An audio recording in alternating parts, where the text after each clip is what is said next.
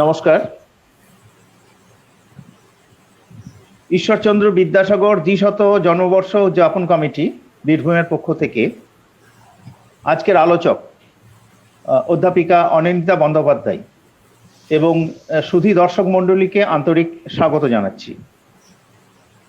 আজ ৪৩তম আলোচনা সভা। আলোচনার বিষয় নারী মুক্তি, নারী অধিকার ও বিদ্যাসাগর। এই বিষয়ের আলোচক অধ্যাপিকা অনিন্দিতা বন্দ্যোপাধ্যায়। তিনি বর্ধমান বিশ্ববিদ্যালয়ের বাংলা বিভাগের অধ্যাপক, আমাদের জেলারই মানুষ। বিশ্বভারতী বিশ্ববিদ্যালয়ে তার উচ্চশিক্ষা। বিভিন্ন সময়ে তিনি বর্ধমান বিশ্ববিদ্যালয়ের বাংলা বিভাগের নানা পদে আসীন ছিলেন, যেমন বাংলা বিভাগীয় প্রধান হিসাবে, বিভিন্ন বিষয়ের কোর্স কোঅর্ডিনেট করা ইত্যাদি নানা গুরুত্বপূর্ণ দায়িত্ব তিনি সামলেছেন। তার আগ্রহের বিষয় হলো ঊনবিংশ শতাব্দী। 19 শতকের নারীদের শিক্ষা, স্বাধীনতা, লেখালেখি, লেখায় প্রতিবাদী স্বর, মেয়েদের সম্পাদিত পত্রিকায় তাঁদের ভাবনা, এই নিয়েই তিনি চর্চা করতে আগ্রহী। এই বিষয়ে নানা সময়ে নানা পত্রপত্রিকায়, এমনকি আন্তর্জাতিক স্তরের পত্রিকাতেও তিনি প্রবন্ধ লিখেছেন। কয়েকটি উল্লেখযোগ্য বিষয়, যেমন বঙ্গীয় সাহিত্য পরিষদ ও ব্রজেন্দ্রনাথ বন্দ্যোপাধ্যায়, এটি ১২৫তম বর্ষপূর্তি স্মারক গ্রন্থে প্রকাশিত হবে। নারী অধিকার ও বিদ্যাসাগর, এটা বিদ্যাসাগর স্মারক পুস্তকে প্রকাশিত হবে। বাংলার সমাজে বহু বিবাহ ও বিদ্যাসাগরের ভূমিকা, এটা ইতিমধ্যেই সংবর্তক পত্রিকার বিদ্যাসাগর সংখ্যায় বের হয়ে গেছে। এই রকম কতগুলি, বেশ কয়েকখানি বইও তিনি লিখেছেন বা সম্পাদনা করেছেন। উল্লেখযোগ্য হলো প্রেমেন্দ্র মিত্রের ছোট গল্প মননে ও সৃজনে, কৈলাসবাসিনী দেবী রচনা সংগ্রহ, ভূমিকা এবং সম্পাদনা করেছেন, ভূমিকা লিখেছেন। নারী জাতি বিষয়ক প্রস্তাব, এখানেও তিনি ভূমিকা লিখেছেন এবং সম্পাদনা করেছেন, ইত্যাদি কিছু উল্লেখ আমরা করতে পারি। বিভিন্ন স্থানে বহু বক্তৃতাও তিনি দিয়েছেন, এমনকি আন্তর্জাতিক স্তরেও। এই রকম একজন গুণী মানুষকে আজ আমরা আলোচক হিসেবে পেয়েছি। যাই হোক, তার এই আলোচনার বিষয়টি খুবই সময় উপযোগী। ঈশ্বরচন্দ্র বিদ্যাসাগর, মানুষের দুঃখে যার চোখে জল আসতো, নারীদের কষ্টের কথা শুনলে যার মন কেঁদে উঠত। অন্যদিকে যিনি আমাদের শিক্ষা, ভাষা, সমাজ, আমাদের ঐতিহ্য, এমনকি আমাদের জাতীয় ভাবনার ক্ষেত্রেও একটা সুর যিনি বেঁধে দিয়ে যেতে সক্ষম হয়েছিলেন নানা প্রতিকূলতা সত্ত্বেও, তার ভাবনায় নারীরা কোথায় সেটার অনুসন্ধান খুবই জরুরি। নারী মুক্তি, নারী অধিকার রক্ষায় তার অবদান কতখানি, এসব চর্চা আবশ্যিক ঈশ্বরচন্দ্র বিদ্যাসাগরকে জানতে হলে। এই গুরুত্বপূর্ণ একটি আলোচনায় আজ আমরা প্রবেশ করব। আমরা দেরি না করে চলে যাব অধ্যাপিকা অনিন্দিতা বন্দ্যোপাধ্যায়ের কাছে। তিনি নারী মুক্তি, নারী অধিকার ও বিদ্যাসাগর এই বিষয়ে আলোচনায় আমাদের সমৃদ্ধ করবেন। দর্শকদের কারো এই আলোচ্য বিষয়ে কোনো প্রশ্ন থাকলে লিখিত আকারে জানাবেন। আলোচনার শেষে তার যথাসাধ্য উত্তর দেওয়ার চেষ্টা করা হবে। আমরা আলোচনায় আমরা প্রবেশ করছি। আমরা চলে যাচ্ছি আমাদের আজকের আলোচক অধ্যাপিকা অনিন্দিতা বন্দ্যোপাধ্যায়ের কাছে। দিদি, এবার শুরু করুন। নমস্কার দর্শক শ্রোতা বন্ধুদের। আমি বিদ্যাসাগর বিষয়ে যে আলোচনা করব, আপনাদের সকলেরই সেগুলি জানা বিষয়। তাও তার 200 বছরে তাকে শ্রদ্ধা জানিয়ে আমরা এগুলি আর একবার দেখে নেওয়ার চেষ্টা করছি মাত্র। বিদ্যাসাগর যখন জন্মেছিলেন 1820-তে, তখন বাংলায় নবচেতনার সূচনা লগ্ন বলা যায়। আমাদের পরিস্থিতিটা সে সময় কি ছিল আমরা দেখে নেব একটু।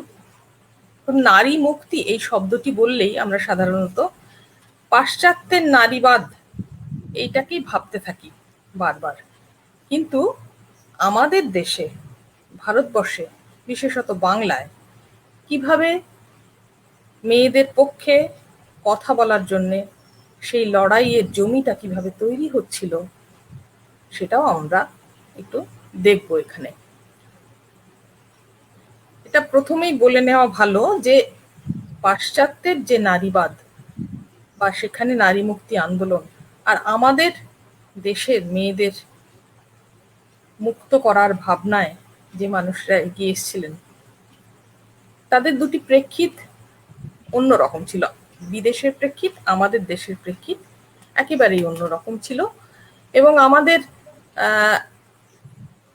যে সমস্ত কুসংস্কার অভিশাপের মতো চেপে বসেছিল আমাদের দেশে, সেগুলি থেকেই মুক্ত করার জন্য এগিয়ে এসেছিলেন আমাদের দেশীয় পুরুষরা। পুরুষতান্ত্রিক সমাজ যেমন নিয়ম তৈরি করেছে, তেমনি উদার প্রগতিমনস্ক মানুষরা, মুক্ত মনের মানুষরা সেগুলিকে ভাঙতে বেরিয়ে এসেছেন, মেয়েদের হাত ধরে টেনে তুলতে চেয়েছেন এবং তারা একে একে এগিয়ে গেছেন। বিদ্যাসাগরের জন্মের আগেই ডিরোজিও এসে গেছেন, হিন্দু কলেজ প্রতিষ্ঠা হয়েছে, ডিরোজিওর পাঠদান এবং ইয়ং বেঙ্গলের এগিয়ে যাওয়া, তাদের সেই সব তরুণদের উদ্যোগ, সবকিছুর কথাই আমরা জানি। তারাও মেয়েদের পাশে বারবার দাঁড়াচ্ছেন, চিন্তা চেতনায় মানুষের বদল আসছে এবং গোটা 19 শতক জুড়েই আন্দোলনের একটা বড় অংশের অভিমুখ ছিল নারীর কল্যাণ ও বন্ধন মুক্তির আকাঙ্ক্ষা। সেখানে একটা মানুষের মধ্যে এই অভিমুখে যাত্রা করার মানসিকতা তৈরি হয়ে গিয়েছিল। সীমাবদ্ধতা ছিল, কেননা তারা বেশিরভাগই উচ্চ বর্ণের মেয়েদের কথা ভেবেছেন। নিম্ন বর্ণের যে মানুষগুলি বা নিচু তলার গরিব মানুষের শোষণ বঞ্চনা, সেসব নিয়ে কথা খুব একটা 19 শতকে শোনা যায় না। কিন্তু তারা এগিয়ে গেছেন, পথ দেখিয়েছেন। 1814-তে রামমোহন কলকাতায় এসে পাকাপাকি ভাবে বসবাস শুরু করলেন এবং 1815-তে আত্মীয় সভা তৈরি করলেন। বৈদান্তিক আলোচনার পাশাপাশি এই সভাটিতে নানা রকম সামাজিক সমস্যার আলোচনা হতো। তার একটা বড় অংশ ছিল মেয়েদের নিয়ে আলোচনার বিষয়, মেয়েদের নিয়ে, মেয়েদের জন্য লড়াই করা। সেই সভাতে আলোচনার বিষয়বস্তু হয়ে উঠত। রামমোহনের যে বিখ্যাত আন্দোলন, সেটার কথা আমরা সবাই জানি, যে জ্যান্ত একটি মেয়েকে মৃত একজন মানুষের সঙ্গে বাঁশ দিয়ে বেঁধে, দড়ি দিয়ে বাঁশ দিয়ে বেঁধে আগুনে পুড়ে যাওয়া, তাকে পিটিয়ে আগুনে পোড়ার হাত থেকে তিনি বাঁচিয়ে, মানে তিনি আইন তৈরি করেছেন আগুনে পোড়ার হাত থেকে বাঁচাতে। তিনি আইন তৈরি করেছিলেন, শুধু না, তিনি এটা নিয়ে লড়াই করেছিলেন, একথা আমরা তো জানি সকলে। কিন্তু অনেক আগে 1818 খ্রিস্টাব্দ থেকেই তিনি এটা শুরু করেছিলেন। পথটা আমরা একটু দেখে নিতে চাইছি বিদ্যাসাগরের আগের পথগুলিতেই। সহমরণ বিষয়ক প্রবর্তক ও নিবর্তকের সংবাদ 1818-তেই প্রকাশ পেয়ে গিয়েছিল। 22 পাতার একটা ছোট্ট পুস্তিকা, কিন্তু এখানে কথোপকথনের ভঙ্গিতে সতী প্রথার আলোচনা হয়েছে, অশাস্ত্রীয়তার কথা সেখানে জোর দিয়ে রামমোহন বলেছেন। 1829-এ সতী নিবারক আইনকে তিনি সমর্থন করলেন এবং লন্ডন পর্যন্ত তিনি ছুটে গিয়েছিলেন সেই জয়কে ছিনিয়ে আনতে। তারপরে একই সঙ্গে তিনি এই সময়ই বলেছেন মেয়েদের পৈতৃক সম্পত্তিতে অধিকারের কথা। এতটাই এগিয়ে ভেবেছিলেন রামমোহন, তার কথা অবশ্যই আজকে আমাদের একটু মনে করতে হবে।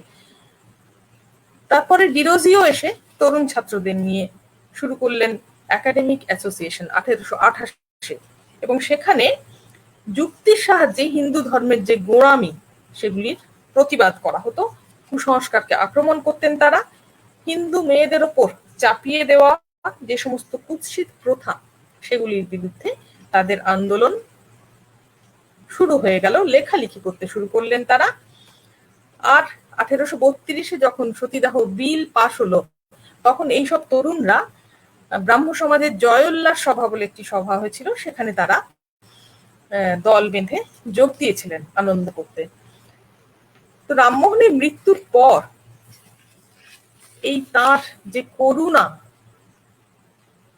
তিনি সমাজের কাছে বারবার ছুটে গিয়েছিলেন দয়া করো বলে, শ্মশানে শ্মশানে ছুটে গিয়েছিলেন যে দয়া করো মেয়েদের, করুণা করতে চেয়েছিলেন, সেই পথ ধরেই এগিয়ে এলেন বা দেখা দিয়েছিলেন বিদ্যাসাগর।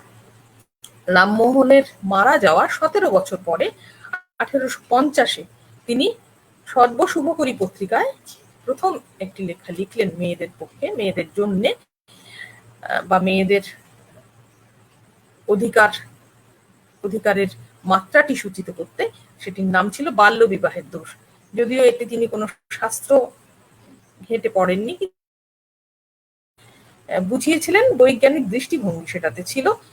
যেমন বলছেন, বর্তমান বিবাহ নিয়মই অস্মদেশের সর্বনাশের মূল কারণ। এবং তিনি খুব উল্লেখযোগ্য একটি কথা বলেন, মনের ঐক্যই প্রণয়ের মূল। কিন্তু আমাদের মেয়েদের এত ছোট বয়সে বিয়ে হয়ে যাচ্ছে, স্বামী স্ত্রী পরস্পরকে চেনার কোনো সুযোগ পাচ্ছে না। স্ত্রীর ভূমিকা একমাত্র, উদ্ধৃতির মধ্যে বলছেন, গৃহ পরিচারিকার মতো। অল্প, এবং দ্বিতীয় কথা কি বলছেন, অল্প বয়সের মেয়েদের সন্তান দুর্বল হয়, তারা আঁতুড় ঘরেই অনেক সময় মারা যায়, গর্ভ অবস্থাতেই অনেক সময় সন্তানদের মৃত্যু হয়। আর 3 নম্বর কথাটি আরেকটি বলছেন, খুব উল্লেখযোগ্য কথা, যে এই যে ছোট্ট বয়সে মেয়েদের বিয়ে হয়ে যাচ্ছে, তাদের মুখ্য কাল যে বাল্যকাল, পড়াশোনার জন্য সবচেয়ে উপযুক্ত কাল, সেটা নষ্ট হয়ে যাচ্ছে, একেবারে শেষ করে দেওয়া হচ্ছে। এবং সমাজকে তিনি বলছেন এটা অত্যন্ত নির্দয় এবং নৃশংসের কর্ম। এই নিয়ে লেখালেখি, বাল্যবিবাহ বিরোধী লেখালেখিও প্রকাশ পাচ্ছিল 19 শতকের 50-এর বছরগুলি থেকে। কিন্তু নানা পত্রপত্রিকায় লেখা বেরোচ্ছে, ছেলেরা লিখছেন, মেয়েরাও লিখছেন। 1863-তে কৈলাসবাসিনী দেবী তার হিন্দু মহিলাগণের হীনাবস্থা, তাতে তিনি বাল্যবিবাহকে সমস্ত অনিষ্টের, মেয়েদের সমস্ত অনিষ্টের মূল বলছেন বাল্যবিবাহকে। তারপরে তো বিধবা হচ্ছে মেয়েরা, কিন্তু বাল্যবিবাহকে তিনি চিহ্নিত করছেন সমস্ত অনিষ্টের মূল বলে। তো এইভাবে নিজেদের মতামত, মেয়েরাও কিন্তু নিজেদের মতামত প্রকাশ করতে শুরু করে দিয়েছেন। পত্রপত্রিকা আগেই বেরোচ্ছিল, প্রবন্ধ আকারে, পুস্তিকা আকারে, বই আকারে বেরোচ্ছে। বামা সুন্দরীর প্রথম পুস্তিকা বেরিয়ে গেছে, তারপরে 1861-তে কৈলাসবাসিনীর প্রবন্ধের বইটিও বেরোচ্ছে। নাটকের মধ্যে মেয়েরা লিখতে শুরু করছেন, প্রবন্ধ, নাটক, কবিতার মধ্যে দিয়ে। কিন্তু বাল্যবিবাহ এই অভিশাপ থেকে সমাজকে মুক্ত করতে বিদ্যাসাগর আর সেই সময় মনোযোগ দেননি, বরং তিনি বিধবা বিবাহে আন্দোলন, মেয়েদের, বিধবাদের বিয়ে দেওয়ার জন্য এগিয়ে এলেন এবং বিধবাদের দুঃখ নিরসনে, প্রথমত বিধবাদের দুঃখ নিরসনে, বিধবাদের অবস্থা আপনারা সবাই এগুলি জানেন, যে একাদশীর দিন এক ফোঁটাও জল দেওয়া হতো না, নির্জলা উপোস করে 4-5 বছরের মেয়েগুলি অনেক ক্ষেত্রেই মাটি চেটে মারা যেত। মানে শুকনো মাটি থেকে তারা জল, জীব ভেজানোর চেষ্টা করতো এবং মারা যেত। প্রচন্ড গ্রীষ্মেও তাদের এক ফোঁটাও জল পান করতে দেওয়া হতো না। বিদ্যাসাগর এইটা তাকে ভীষণ ব্যথিত করেছিল। তিনি গড়ে তুলতে চাইলেন একটা আন্দোলন। কিন্তু বিদ্যাসাগরের আগেই এই আন্দোলনের একটা ধারা সূচিত হয়েছিল। 30-এর বছরগুলো থেকেই বিধবা যন্ত্রণা নিয়ে বাঙালি সংস্কারকরা ভাবনা চিন্তা শুরু করেছিলেন ও পত্রপত্রিকায় লেখা শুরু হয়েছিল। সমাচার দর্পণে ব্রাহ্মণ কায়স্থ পরিবারে বিধবা বিবাহ প্রচলনের জন্য আইন চালু করার অনুরোধ জানিয়ে একটা চিঠি আমাদের চোখে পড়ছে। চিঠিটি কয়েকজন প্রৌঢ়কুলীন কন্যার লেখা। আবার পরের সপ্তাহে 21শে মার্চও, এটা 14ই মার্চ বেরিয়েছিল, পরের সপ্তাহে 21শে মার্চ আবার একটি চিঠি বেরিয়েছিল। সেখানে বাল্য বিবাহ, বহু বিবাহ রোধ, পণ প্রথা বিলোপ, তার সঙ্গে বহু বিবাহ রোধ এবং বিধবা বিবাহের প্রচলনের দাবি জানান কিছু মহিলা। তবে এই লেখাগুলি মেয়েদের কিনা সে বিষয়ে এখনো বিতর্ক আছে বা মতভেদ আছে বলতে পারি। আর কিছু কিছু পত্রিকা, Calcutta Courier, Friend of India, Englishman, Bengal Hurkaru, Reformer, Samachar Darpan, Young বেঙ্গলদের জ্ঞানান্বেষণ, এরা বিধবা বিবাহের পক্ষে আগ্রহী হয়ে ওঠে। কিছু কিছু বিরোধী পত্রিকাও দেখা যায়, সমাচার চন্দ্রিকা যেমন, তারা বিরোধিতা করতে থাকে প্রথম থেকেই, কেননা রক্ষণশীলদের অংশটাই সবচেয়ে বড় ছিল সেই সময় সমাজে।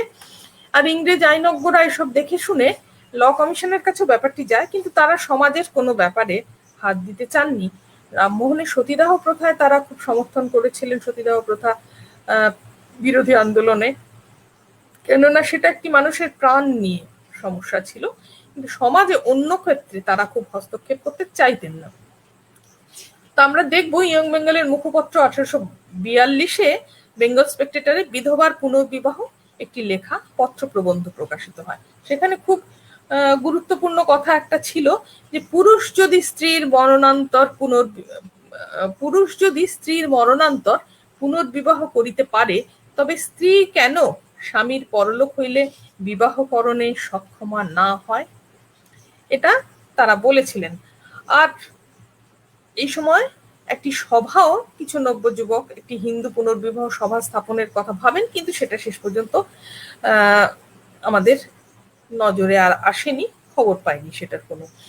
তো এই সময় তারা কেউ কেউ বলতে চাইছিলেন 1853-তে আমরা দেখছি 50-এর বছরগুলিতে কলকাতায় এই সমর্থনে, বিধবা বিবাহের সমর্থনে 3টি সভা অনুষ্ঠিত হওয়ার খবর পাওয়া যাচ্ছে এবং সেখানে অনেক মানুষ যোগও দিচ্ছেন।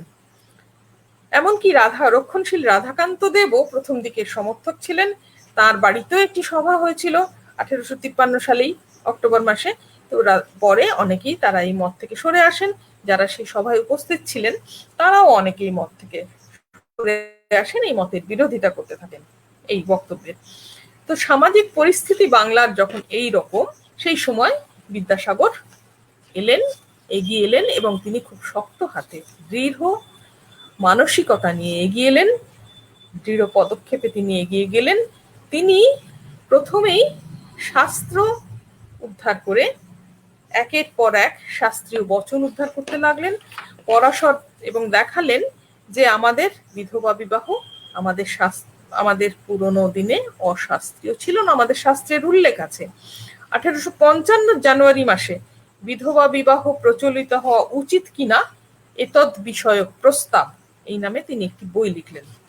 পরাশর সংহিতা থেকে তিনি বচন উদ্ধৃত করে প্রমাণ করে দিলেন যে এতে কলিযুগে বিধবা বিবাহ প্রচলনের কথা বলা হয়েছে। এখানে এই গ্রন্থের 4র্থ অধ্যায়ের একটি শ্লোকও তিনি উদ্ধার করলেন, যার অর্থ হচ্ছে, তিনি অর্থটা বাংলাতেও করে দিয়েছেন, আমি সংস্কৃতটা আপনারা খুললেই বইতে দেখতে পাবেন। স্বামী অনুদ্দেশ হলে, মরিলে, ক্লীব স্থির হইলে, সংসার ধর্ম পরিত্যাগ করিলে অথবা পতিত হইলে স্ত্রীদিগের পুনর্বার বিবাহ করা শাস্ত্রবিহিত। এমনকি খুব গুরুত্বপূর্ণ কথা যে এই গর্ভজাত, তিনি বললেন যে বিধবার গর্ভজাত পুত্রকেও বৈধতা দেওয়ার নির্দেশ শাস্ত্রে দেওয়া হয়েছে। এগুলি তিনি বেশ কিছু পুরাণ ঘেটে তিনি দেখালেন এবং দেখিয়ে দিলেন যে সেই সময় কোথাও বিধবা বিবাহের নিষেধ দেখা যাচ্ছে না, খুঁজে পাওয়া যাচ্ছে না। আর শেষ অংশে তিনি দুঃখ মোচনে যে এগিয়ে এসছেন মেয়েদের দুঃখ দূর করতে, সেখানে এই পুস্তিকাটির শেষে তিনি বললেন, দুর্ভাগ্যক্রমে বাল্যকালে যাহারা বিধবা হইয়া থাকে তাহারা যাবজ্জীবন যে অসহ্য যন্ত্রণা ভোগ করে, তাহা যাহাদের কন্যা, ভগিনী, পুত্রবধূ প্রভৃতি অল্প বয়সে বিধবা হইয়াছেন তাহারা বিলক্ষণ অনুভব করিতেছেন। কত শত বিধবারা ব্রহ্মচর্য নির্বাহে অসমর্থ হইয়া ব্যভিচার দোষে দূষিত, ভ্রূণ হত্যা পাপে লিপ্ত হইতেছে, পতিকুল, পিতৃকুল, মাতৃকুল কলঙ্কিত করিতেছে। বিধবা বিবাহের প্রথা প্রচলিত হইলে অসহ্য বৈধব্য যন্ত্রণা, ব্যভিচার দোষ ও ভ্রূণ হত্যা পাপের নিবারণ ও 3 কুলের কলঙ্ক নিরাকরণ হইতে পারে। সমাজকে খুব বাস্তব দৃষ্টিতে তিনি দেখেছিলেন, কেননা এটা একেবারে প্রমাণিত ঘটনা, বহু প্রমাণ এরকম পাওয়া যায়। মেয়েরা বাধ্য হয়ে এইসব পথে যেত, কেননা এরপরে বিদ্যাসাগর বলেছিলেন যে মেয়েদের কিভাবে তোমরা তাদের কামনাকে তো নির্বাপিত করা যায় না, পরে সে কথায় আসছি। তো এই পুস্তিকাটি প্রকাশের সঙ্গে সঙ্গে হিন্দু সমাজের প্রবল আলোড়ন উঠলো এবং বইটির এত চাহিদা বাড়তে লাগলো যে 2 বছরের মধ্যে 4টি সংস্করণ করতে হলো তার।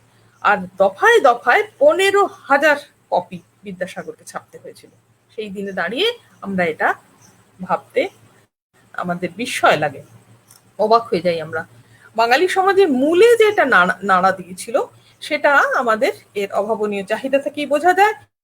কিন্তু রক্ষণশীলরা ভয়ানক প্রতিবাদ করতে শুরু করেছিলেন, বিভিন্ন পত্র পত্রিকায়, সংবাদ সংবাদপত্রে এর প্রশংসা আর বিরূপ সমালোচনা দুটোই শুরু হয়ে গেছিল, বিতর্ক শুরু হয়ে গেল। একটা সমাজকে এরকম জোর করে নাড়া দেওয়া, একটা বই লিখে ছোট একটা বইয়ের মধ্যে এরকম দৃঢ় ভাষায় স্পষ্ট কথা বলা, সমাজের চোখে আঙুল দিয়ে দেখিয়ে দেওয়া তার যে হীন অবস্থা, সেটা কেমন ভাবে আমাদের সমাজকে কলুষিত করছে সেটা দেখিয়ে দেওয়াতে বিদ্যাসাগরের পক্ষে অনেকে প্রশংসা করলেন এবং বিরুদ্ধতা অবশ্যই বিরোধিতা হতে লাগলো। এবং তিনি পড়াশোনার সঙ্গে অনেক ক্ষেত্রে প্রশংসা হলো। সংবাদ প্রভাকর অত্যন্ত প্রশংসাসূচক বক্তব্য রাখলো, বললো যে তিনি পরাশর সংহিতা থেকে যে দিয়েছেন, যে উদাহরণ দিয়েছেন, এটা অতি প্রয়োজনীয় এবং প্রশংসনীয়, প্রত্যেক হিন্দুর এই বই পাঠ করা উচিত।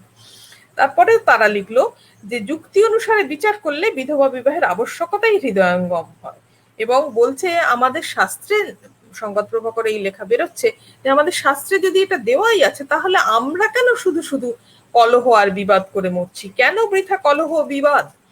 1855 মার্চ মাসে, জানুয়ারি মাসে বই বেরিয়েছে, মার্চ মাসে পর্যন্ত এই এত বিতর্ক শুরু হয়ে গেছে। এবং 1776 শকের তত্ত্ববোধিনী বিধবা বিবাহ পুস্তিকাটির পুনর্মুদ্রণ করেন ওদের পত্রিকায়, চৈত্র সংখ্যাতে সমর্থন জানিয়ে প্রকাশ করে পত্রিকাটি, মতামত জানায়। ইংরেজি কাগজের মধ্যেও সিটিজেন, বেঙ্গল করা, হিন্দু পেট্রিয়ট বরাবর বিদ্যাসাগরের পাশে ছিল। আবার মজার কথা, দ্য হিন্দু ইন্টেলিজেন্সের মতো তারা কি মন্তব্য করছে আমরা দেখতে পারি একটু। বলছে কলিযুগের পর 5000 বছর কেটে গেছে, এই প্রথা চালু হয়নি এবং অদূর ভবিষ্যতে এই প্রথা চালু হওয়া প্রায় অসম্ভব। এটা ওই 1855তেই বেরোচ্ছে এইসব লেখালেখি। রাধাকান্ত দেব এবারে বিদ্যাসাগরের বিরোধিতা শুরু করলেন। তিনি 1853 তার বাড়িতে সভা হয়েছিল বটে, এই যে বললাম, অনেকেই সেই মত থেকে সরে এসেছিলেন। তিনি প্রতিবাদে বেশ ভূমিকা নিলেন, একটি নেতার ভূমিকা। আর বিরোধী পক্ষের লোকেরা কত বই ছাপাতে লাগলো, শুধু পত্রিকা লেখা নয়, 30টি বই এক বছরের মধ্যে বেরিয়ে গেল। এবং অনেকেই, এমনকি কিছু কিছু, একজন ব্রাহ্মণ, প্রসন্ন কুমার মুখোপাধ্যায় বলে একজন ব্রাহ্ম ধর্মাবলম্বী, তিনিও এটা তার লেখায় বিদ্যাসাগরের বিরোধিতা করে একটি বই, পুস্তিকা, বই এসব লিখছেন। তিনিও একটি বই লিখলেন। একজনের নাম আমি করব, অনেক বই বেরিয়েছিল, নন্দকুমার কবিরত্ন বলে। তিনি বৈধব্য ধর্মোদয়, তিনি নিত্য ধর্মানুরঞ্জিকা পত্রিকার সম্পাদক ছিলেন, এবং তিনি বৈধব্য ধর্মোদয় প্রথম পুস্তকে তিনি বিদ্যাসাগরকে অত্যন্ত অশালীন ভাষায়, উচ্ছিদ ভাষায় আক্রমণ করতে লাগলেন। যারা বিরোধিতা করে বই লিখছেন তাদের মধ্যে অনেকেই তাকে কুৎসিত ভাষায় আক্রমণ করতে শুরু করলেন। কিন্তু এমনকি বইটির বৈধব্য ধর্মোদয় বইটির বিজ্ঞাপনই, মানে বই প্রকাশের আগে বিজ্ঞাপনেই কুৎসিত ভাষায় তাকে আক্রমণ করা শুরু হলো। তবে বিদ্যাসাগরের বইয়ের চাহিদা থেমে থাকলো না। হিন্দু পেট্রিয়ট তার পরের বছরই সে লিখছে তাদের বইতে যে ইদানিং কালের মধ্যে, আমি বাংলা করে বলছি, ইদানিং কালের মধ্যে এত অসম্ভব চাহিদা কোনো বইয়ের তারা দেখেননি। এত হুহু করে বই বিক্রি হয়ে যাচ্ছে, এটা তাদের চোখে ভীষণ প্রশংসনীয়। এত শালীনতার আক্রমণ ছাড়িয়ে এত আক্রমণ চলছিল বিদ্যাসাগরের প্রতি, তাতে বিদ্যাসাগর ভীষণ আহত হন এবং সেই সব কটূক্তিপ্রিয় উপহাস রসিক লেখকদের বক্তব্যকে খণ্ডন করে তিনি বিধবা বিবাহ প্রচলিত হওয়া উচিত কিনা এতদ বিষয়ে দ্বিতীয় পুস্তক প্রকাশ করে ফেলেন কয়েক মাসের মধ্যেই, সেই বছরেই 1855 অক্টোবর মাসে। এটাতেও তিনি বিধবা বিবাহকে শাস্ত্রসম্মত বলে প্রমাণ করেন, আর বিভিন্ন শাস্ত্র থেকে উদাহরণ দিয়ে। শুধু তাই নয়, এখানে তিনি নৈতিক, সামাজিক থেকে সবকটি দৃষ্টিভঙ্গি দিয়ে বলেন যে বিধবা বিবাহ প্রচলিত হওয়া উচিত। মেয়েরাও মানুষ, তাদের কামনা, বাসনা, ক্ষুধা, তৃষ্ণা সবকিছু আছে।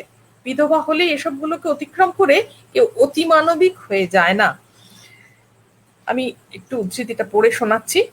তোমরা মনে করো অতিবিয়োগ হইলে স্ত্রী জাতির শরীর পাষাণময় হইয়া যায়, দুঃখ আর দুঃখ বলিয়া বোধ হয় না, যন্ত্রণা আর যন্ত্রণা বলিয়া বোধ হয় না, দুর্জয় রিপুবর্গ এককালে নির্মূল হইয়া যায়। কিন্তু তোমাদের এই সিদ্ধান্ত যে নিতান্ত ভ্রান্তিমূলক, পদে পদে তাহার উদাহরণ প্রাপ্ত হইতেছ। ভাবিয়া দেখো, এই অনবদান দোষে সংসার তরুর কি বিষময় ফল ভোগ করিতেছ। হায়, কি পরিতাপের বিষয়, যে দেশের পুরুষ জাতির দয়া নাই, ধর্ম নাই, ন্যায় অন্যায় বিচার নাই, হিতাহিত বোধ নাই, সৎ অসৎ বিবেচনা নাই, কেবল লৌকিক রক্ষাই প্রধান কর্ম ও পরম ধর্ম, আর যেন সে দেশে হতভাগা অবলা জাতি জন্মগ্রহণ না করে। হা অবলাগণ, তোমরা কি পাপে ভারতবর্ষে আসিয়া জন্মগ্রহণ করো, বলিতে পারি না। নারীর, আমরা এখানে খুব উল্লেখযোগ্য যেটা, নারীর শারীরিক আকাঙ্ক্ষাকে এই স্বীকৃতি জানানো একটি অত্যন্ত আধুনিক ভাবনা। বিদ্যাসাগর প্রথম একজন সংস্কারক যিনি প্রকাশ্যে এই ভাবনাটিকে স্বীকৃতি জানিয়েছিলেন। আগুনে পুড়ে মরার হাত থেকে বাঁচিয়েছিলেন রামমোহন রায়, মেয়েদের রক্ষা করার জন্য তিনি মানুষের দয়া ভিক্ষা করেছিলেন। আর বিদ্যাসাগর মেয়েদের রক্ষা করার জন্য পুরুষ সমাজের করুণা চাইলেন। তিনি বললেন, তার নামই হয়ে গিয়েছিল করুণাসাগর বিদ্যাসাগর। এই দ্বিতীয় পুস্তিকার উপসংহার অংশে তিনি বেশ অনেক কিছুই বলেছেন। সেখানে একটু তিনি সমাজের মানুষদের বলছেন, তোমরা চোখ খুলে দেখো, ভারতবর্ষ ব্যভিচার দোষের ও ভ্রূণ হত্যা পাপের স্রোতে উচ্ছ্বলিত হইয়া যাইতেছে। আর কেন, যথেষ্ট হইয়াছে। অতঃপর নিবিষ্ট চিত্তে শাস্ত্রের যথার্থ তাৎপর্য, যথার্থ মর্ম অনুধাবনে মনোনিবেশ করো এবং তদনুযায়ী অনুষ্ঠানে প্রবৃত্ত হও, তাহা হইলে স্বদেশের কলঙ্ক বিমোচন করিতে পারিবে। কিন্তু শুধু এই তার তর্ক বিতর্কে থেমে থাকলো না। তার এই উদ্যোগ, তার এই প্রয়াস, এত মানুষ এটাকে সাদরে গ্রহণ করলো, জনগণ, যে ছড়ায় গানে বিদ্যাসাগরের প্রশংসা করে ছড়া গান লেখা শুরু হয়ে গেল জনগণের মধ্যে, সাধারণ মানুষের মধ্যে। এমনকি তাঁতিরা পাড় বুনে কাপড়ে পাড়ে গান বললেন, বেঁচে থাকুক বিদ্যাসাগর চিরজীবী হয়ে। বিখ্যাত পাঁচালিকার দাশরথী রায় তার বিধবা বিবাহ পালায় বিদ্যাসাগরকে ঈশ্বরের দূত বললেন। সবচেয়ে উল্লেখযোগ্য হলো যে সম্ভ্রান্ত ঘরের মহিলারাও বিদ্যাসাগরকে সমর্থন করছেন। 1856-তে প্রথম মেয়েদের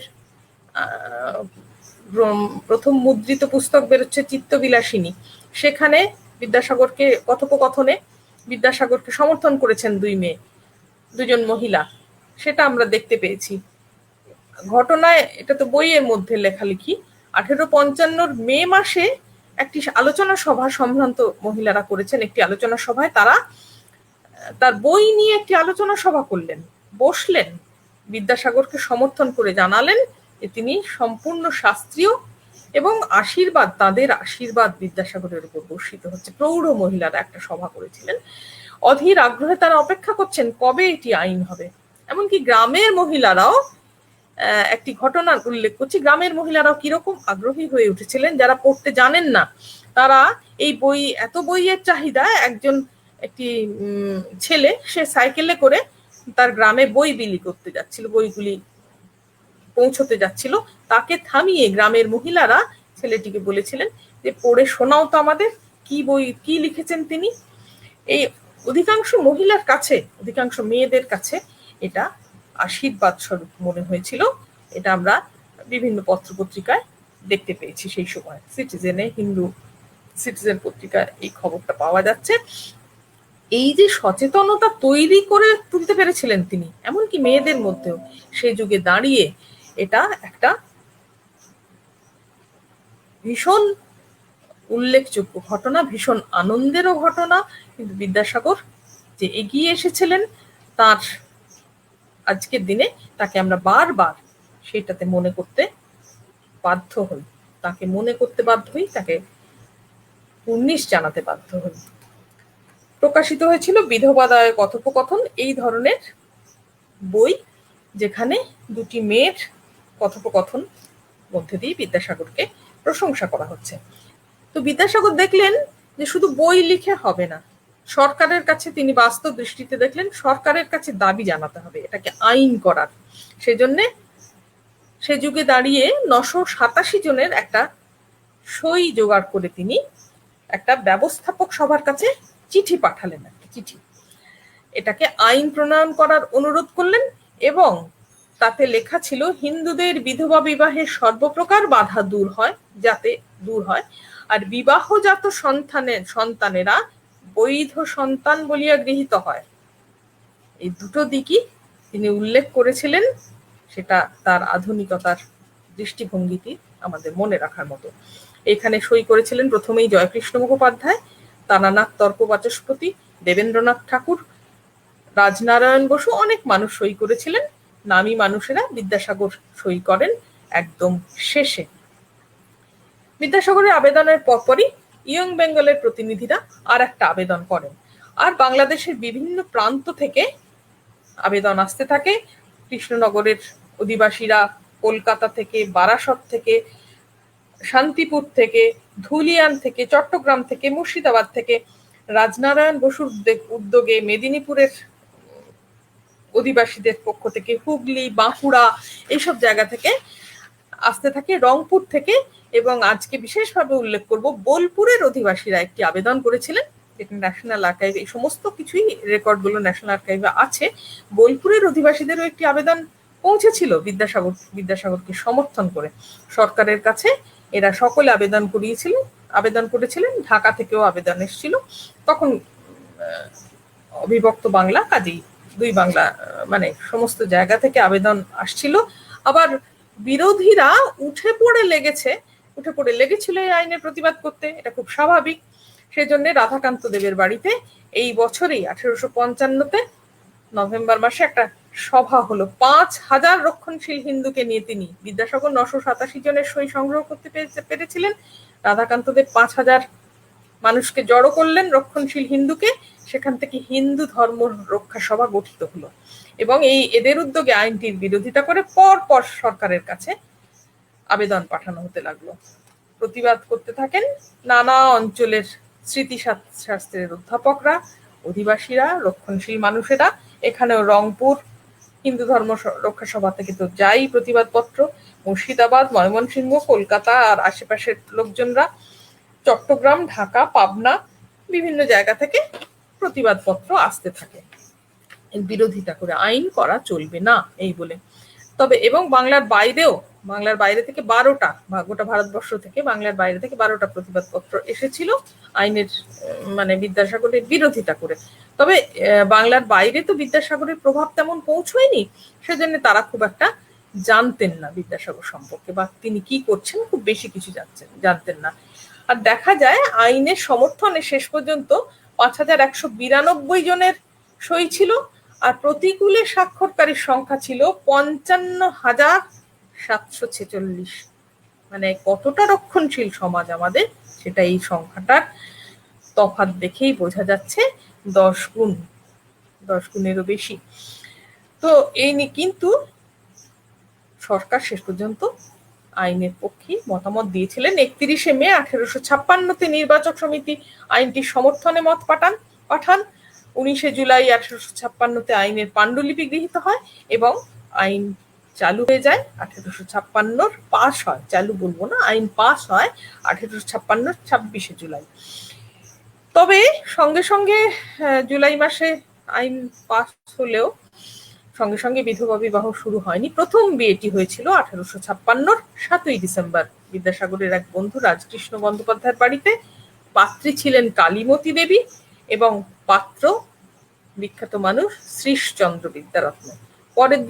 পরের দিনেই আরেকটি বিয়ে হয়েছিল পানিহাটিতে। পাত্র ছিলেন মধুসূদন ঘোষ, পাত্রী ঠাকুমণি দেবী। এরপরে তৃতীয় এবং চতুর্থ বিবাহ, এই দুটো রাজনারায়ণ বসু তিনি দায়িত্ব নিয়ে করিয়েছিলেন। এরপরে প্রচুর বিয়ে একের পর এক হতে লাগলো। বিদ্যাসাগর কিন্তু দায়িত্ব নিয়ে একটির পর একটি বিয়ে দিতে লাগলেন, কিন্তু সমাজ তাকে ছেড়ে দিচ্ছে না। ভীষণভাবে কলঙ্কের দায় তাকে নিতে হচ্ছে। অনেকে আনন্দ প্রকাশ করছেন, তাকে গালিগালাজ, নিন্দা, একেবারে বন্যা বয়ে যাচ্ছে, তার উপর কলঙ্কের দায় চাপিয়ে দেওয়া হচ্ছে। পরে যারা প্রথম দিকে তাকে সমর্থন করেছিলেন তারা অনুতপ্ত হয়ে সরে যাচ্ছেন, অনেকে প্রায়শ্চিত্ত করছেন। আমাদের সিউড়িতে আজকে যে অনুষ্ঠানটি হচ্ছে, সিউড়িতে একজনের বিধবা বিবাহের ঘটনা আমরা পাই। তিনি হরি চক্রবর্তীর নামে এক মানুষ, তিনি বিয়ে করেছিলেন এবং তাকে আশেপাশে প্রতিবেশী তার বাড়ির লোকেরা তাকে থামতে, মানে তাকে ত্যাগ করতে, স্ত্রীকে ত্যাগ করতে বললেও তিনি করেননি, আদালতের দ্বারস্থ হবেন বলেছিলেন। এবং এতগুলি বিয়ে দেওয়ার জন্য বিদ্যাসাগরের ৮২,০০০ টাকা খরচ হয়েছিল। ৪৭,০০০-এর মতো চাঁদা উঠেছিল প্রায়, বাকিটা তিনি জোগাড় করতে হয়েছিল বা নিজের খরচ থেকে দিতে হয়েছিল। এই ঋণগ্রস্ত, এবং তিনি অনেক ধার হয়ে যায় তার ঋণগ্রস্ত বিদ্যাসাগর। আর মানুষের হাবভাব দেখে তিনি একটা সময় খানিকটা হতাশ হয়ে যান, কারণ অনেকে টাকা পয়সার লোভে, গয়নাগাটি টাকা পয়সার লোভেও দেখতেন তিনি বিয়ে করতে শুরু করছেন। তখন তিনি বলেছেন, তারপরে তিনি লিখিয়ে নিতেন, অঙ্গীকারপত্র তিনি লিখিয়ে নিতে শুরু করলেন। ১২৭৭-এ বিদ্যাসাগরের নিজের ছেলে বিধবা বিবাহ করেন নারায়ণচন্দ্র। তাতে বিদ্যাসাগর খুব খুশি হয়েছিলেন। তার আত্মীয়দের সঙ্গে সম্পর্ক ছেদ হয়েছিল, কিন্তু খুশি হয়েছিলেন খুব। সেই সময় উল্লেখযোগ্য ব্যক্তিত্ব কেশবচন্দ্র সেন খুবই প্রশংসা করে সুলভ সমাচারে লিখেছিলেন যে আমাদের দেশের অনেক মনীষী অনেক লম্বা চওড়া কথা বলেন, অনেক বড় বড় কথা বলেন, কিন্তু বিদ্যাসাগরের মতো এরকম মানুষের দুঃখে ঝাঁপিয়ে পড়া, এরকম তিনি মেয়েদের দুঃখে ঝাঁপিয়ে পড়া বা মেয়েদের পাশে এইভাবে নিজেকে উৎসর্গ করে দাঁড়ানো, এটা তিনি আর কারোর মধ্যে দেখেননি। তার অন্তর যেভাবে কাঁদে অন্য কারোর মধ্যে তিনি দেখেননি। বিদ্যাসাগর এক সময় শম্ভুচন্দ্র মুখোপাধ্যায়কে একটি চিঠিতে লিখেছিলেন যে বিধবা বিবাহ প্রবর্তন, প্রথম দিকে লেখেন ১২৭৭-এ, আমার জীবনের সর্বপ্রধান সৎকর্ম। কিন্তু শেষ জীবনে তিনি দুঃখ পেয়েছিলেন মানুষের আচার আচরণ দেখে। তিনি দুর্গাচরণ বন্দ্যোপাধ্যায়কে পরে একটা চিঠিতে লিখেছেন, আমাদের দেশের লোক এত অসার ও অপদার্থ বলিয়া পূর্বে জানিলে আমি কখনোই বিধবা বিবাহ বিষয় হস্তক্ষেপ করিতাম না। কেন তাকে এত আক্রমণ করা হয়েছিল এবং মানুষ তাকে ঠকাতে শুরু করেছিল। পত্রিকাটা তিনি এত ধার হয়ে গেছিল তার তখন, অথচ তিনি কতটা সৎ ছিলেন আমরা বুঝতে পারি। হিন্দু পেট্রিয়টে তার তিনি পত্র পত্রিকায় সাহায্য করার জন্য, আর্থিক সাহায্য করার জন্য, চাঁদা তোলার জন্য নানাজন লিখতে থাকেন। বিদ্যাসাগর তার প্রতিবাদ করেন, তিনি হিন্দু পেট্রিয়টে জানিয়ে দেন আমার হয়ে এইভাবে টাকা তোলার কারোর দরকার নেই। আমরা এরপরে দেখব শুধু বিধবা নারীর চোখের জল মোছানো নয়, কৌলিন্য প্রথার যে একটা অভিশাপের মতো, কৌলিন্য প্রথা অভিশাপের মতো আমাদের সমাজে যেভাবে চেপে বসেছিল, সেটার পাশে তিনি কিভাবে দাঁড়িয়েছিলেন সেটাকে দূর করতে। আমরা জানি, এটা সকলেই জানেন আপনারা, যে দ্বাদশ শতকে বল্লাল সেনের সময় কৌলিন্য প্রথা চালু হয়েছিল। সেই সময় নিষ্ঠাবান ব্রাহ্মণদের কুলীন বলে বলা হয়েছিল, এবং আর যারা ৯টি গুণ সম্পন্ন হতে হবে, শিষ্টাচারী, বিনয়ী, বিদ্বান, সমাজে প্রতিষ্ঠা থাকবে, তীর্থ দর্শন করবেন, তারা জপ তপ দান ধ্যান করবেন, এই রকম শান্তিপ্রিয় নিষ্ঠাবান হবেন, এরকম ৯টি গুণ থাকবে যেসব ব্রাহ্মণদের, তারাই হবেন কুলীন।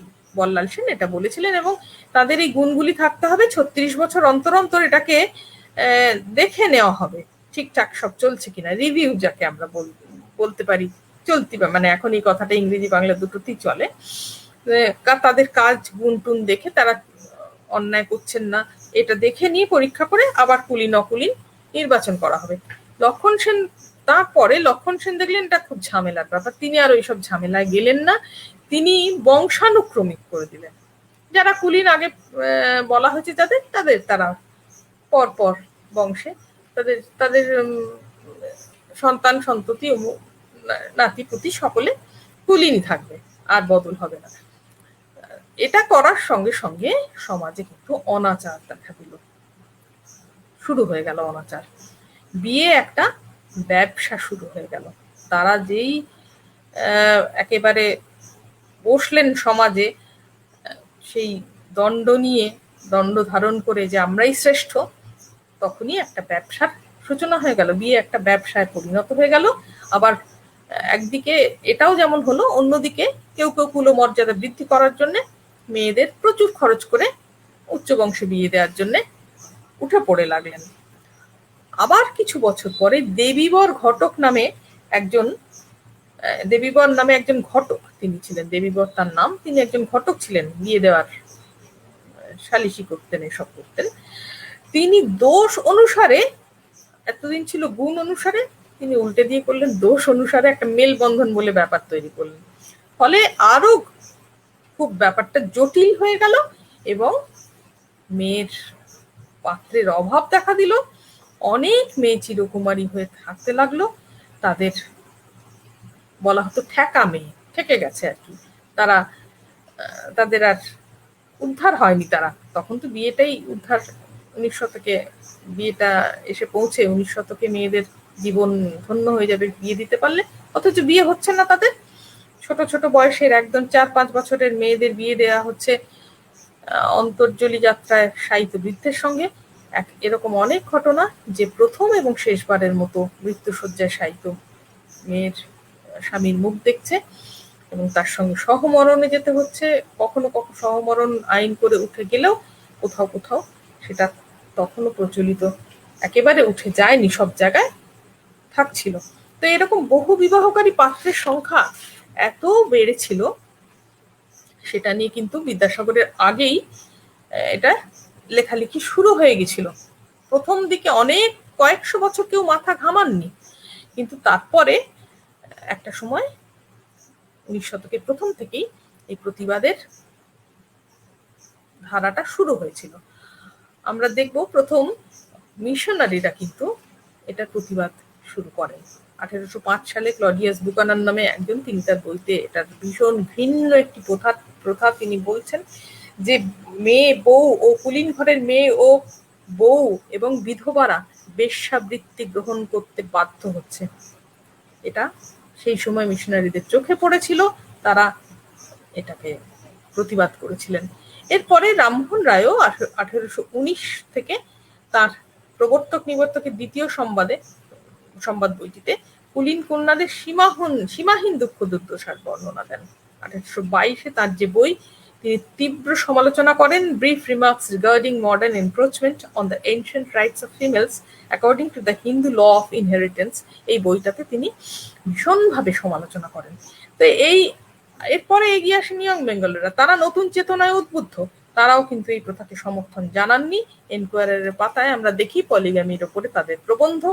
তারা জ্ঞানান্বেষণ পত্রিকাতে 1836 এই প্রথাকে নিন্দে করেন, একটা বিরাট তালিকা দেন কুলীন ব্রাহ্মণদের, এবং এমনকি কায়স্থরাও তখন এসে পড়ছে, আর তাদের বিবাহের সংখ্যা উল্লেখ করেন। প্রসন্ন কুমার ঠাকুর, তিনি রিফর্মার পত্রিকায় এই প্রথার বিরুদ্ধে লেখালেখি করতে থাকেন, জনমত গঠনে তিনি সচেষ্ট হন।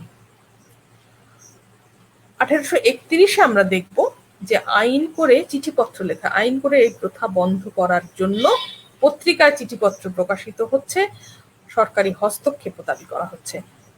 সমাচার দর্পণ, সমাচার চন্দ্রিকা নিজেদের মধ্যে লড়াই শুরু করে দেয় যথারীতি। রক্ষণশীলদের সঙ্গে লড়াই তো চলেই ছিল বরাবর। আর আমরা খুব গুরুত্বপূর্ণ যে মেয়েদের পক্ষ থেকেও প্রতিবাদের কণ্ঠস্বর শুরু হয়। 1843 ফ্রেন্ড অফ ইন্ডিয়াতে একটা খবর বেরোচ্ছে, একজন কুলীন মেয়ে, সে তার স্বামীকে খোরপোশ দাবি করছে স্বামীর কাছে, বলেছে সে আদালতের দ্বারস্থ হচ্ছে, সে বলেছে তার স্বামী খোরপোশ দিতে তাকে বাধ্য, কেননা তিনি তাকে দেখাশোনা করেন না। আর স্বামী যখন বলেছেন যে কি করবো, আমারও তো বিয়ে না করে উপায় নেই, তার বিয়ে কেন করেছিলেন, আদালত তাকে নির্দেশও দিচ্ছে কোনো কোনো সময়। তো মেয়েরা এই সময় সচেতন হচ্ছেন 40-এর বছর থেকেই। 1850-এর বছর থেকে আন্দোলনটি আর একটু দানা বাঁধতে থাকে। কিশোরীচাঁদ মিত্রের শরীর সমিতি আইন করে এটার প্রতিবাদ আইন করতে বলে, তার বিরুদ্ধে তারা সরকারের কাছে এই প্রথা নিষিদ্ধ করার জন্য সরকারের কাছে আবেদন জানায়। 1855 মার্চ মাসে দেখি প্রসন্ন কুমার ঠাকুরও এই প্রথা নিবারণের জন্য আইন প্রার্থনা করছেন সরকারের কাছে। তো রক্ষণশীল হিন্দুরা চুপচাপ তো বসে থাকছেন না, তারা আবার প্রতিবাদে নামছেন। রাধাকান্ত দেব এখানেও আবার মূল উদ্যোক্তা। 1638 জনের সই করা একটা চিঠি সরকারের কাছে পাঠিয়ে তারা কি বলছেন, এ তো বিলুপ্ত হতেই চলেছে, এই প্রথার বেশি দিন টিকবে না, এ বিলুপ্ত হওয়ার মুখে, সরকার এর মধ্যে যেন হস্তক্ষেপ না করেন, আমাদের সমাজে আইন করার কোনো দরকার নেই, এটাকে আইন করে নিষিদ্ধ করার কোনো প্রয়োজন আলাদাভাবে নেই। এই বছরের শেষের দিকে বিদ্যাসাগরের আবার আরেকটি উল্লেখযোগ্য ভূমিকা, বিদ্যাসাগরের অত্যন্ত দৃপ্ত ভূমিকা আমরা দেখতে পাচ্ছি। তিনি এর মধ্যেই বিধবা বিবাহ আন্দোলনের একজন সফল মানুষ হিসেবে আন্দোলনকে রুখতে পেরেছেন, আইন হয়ে গেছে, সফল মানুষ হিসেবে তার পরিচিতি হয়ে গেছে। তিনি একটি অন্তত আন্দোলনে এগিয়ে গেছেন তিনি অনেকটা। 27শে ডিসেম্বর একটা চিঠি লিখে 1855 27শে ডিসেম্বর একটি চিঠি লিখলেন, বহু বিবাহ প্রথা রদ করার আইন প্রণয়ন করতে হবে। বিদ্যাসাগরের এই চিঠি আবেদনপত্রটির পর আবার বাংলার বিভিন্ন জায়গা থেকে এই প্রথা নিষিদ্ধ করার জন্য আবেদনপত্র জমা পড়তে লাগলো, এবং লোকজন ভাবলো যে সরকার তাহলে এটা তো একটা আইন করতে চলেছে। কিন্তু শেষ পর্যন্ত তা হয়নি, কেননা 1857 মহাবিদ্রোহ উপস্থিত হলো, একটা গোটা দেশ জুড়ে গণ অভ্যুত্থান হলো। সেখানে সরকার তখন ইংরেজরা নিজেদের সামলাতে ব্যস্ত হয়ে পড়লো, সে বিদ্রোহ দমন করতে ব্যস্ত হয়ে পড়লো। আর বিদ্যাসাগর পরে বলেছেন যে এটি তার প্রথম উদ্যোগ ছিল, তিনি দুঃখ করে এই বিষয়ে প্রথম উদ্যোগ তিনি বলছেন, এই হতভাগ্য দেশে দুর্ভাগ্যক্রমে সেই সময় রাজবিদ্রোহ উপস্থিত হইল, রাজপুরুষেরা বিদ্রোহ নিবারণ বিষয়ে সম্পূর্ণ ব্যাপৃত হইলেন, বহু বিবাহ নিবারণ বিষয়ে আর তাহাদের মনোযোগ দিবার অবকাশ রইল না। কিন্তু আমরা দেখি আর বেশ কিছু বছর পর 1863-তে বিদ্রোহের আঁচ যখন কমে গেছে, তখন প্রাণনাথ চট্টোপাধ্যায় ও অন্যান্য আরো কিছু মানুষ এই সময় তারা সরকারের কাছে আবার একটা প্রার্থনা জানাচ্ছেন এই কৌলিন্য প্রথা রোধ করার জন্য, বহু বিবাহ রদ করার জন্য। এই সময় জনমত প্রবল হয়ে উঠছে দেখে আবার সক্রিয় হচ্ছেন রাধাকান্ত দেব। তিনি 1966-তে সরকারের কাছে অনুরোধ করছেন বহু বিবাহ বন্ধ করার জন্য কোনো আইনের প্রয়োজন নেই, আবার তিনি করছেন।